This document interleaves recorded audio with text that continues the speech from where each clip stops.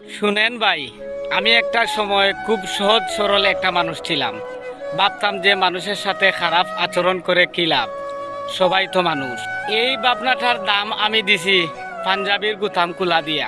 একটা প্রভাবশালী ভাই আসিল আমাদের এলাকায়, আমারে ডাক দিত আর হাসতো, পাশে বসাইতো। আমি ভাবতাম আহারে মানুষটা কত ভালো। বাস্তবে কি হইল জানেন? আমার খালি পাঞ্জাবি না, আমার বিশ্বাসটাও হারাই গেল। ভাই সাহেব, এখন আর কাউকে বিশ্বাস করি না। কেন জানেন? কারণ আজকাল গরিবের কান্না নাটক আর প্রভাবশালীর নাটক হলো বাস্তবতা। প্রভাবশালী ভাইকে বলছিলাম, ভাই আমি খুব কষ্টে আছি, আমার কিছু সাহায্য লাগবে। তিনি কি বলছেন জানেন? ও ভাই, তুমি নিজের মতো কিছু করো, আমারে চাপ দিও না। 3 দিন আগেও এই লোকটা আমাকে বলছিল, তুই আমার ভাই, আমি তোকে ফেলে দিব না। সেই ভাই এখন ফোনও তুলে না।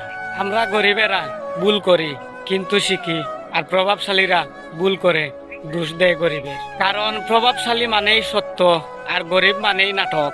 আমারে যারা ঠকাইছে ধন্যবাদ, কিন্তু তারা আমায় শিখাইছে কিভাবে ঠকাইতে হয়। তারা দেখাইছে মুখে হাসি আর ভিতরে বিষ। এইটারই বলে স্বপ্ন। আজকে আমি কষ্টে আছি, একদিন আমি হাসবো, আর আমার হাসির ছন্দে আপনারা কাঁপবেন।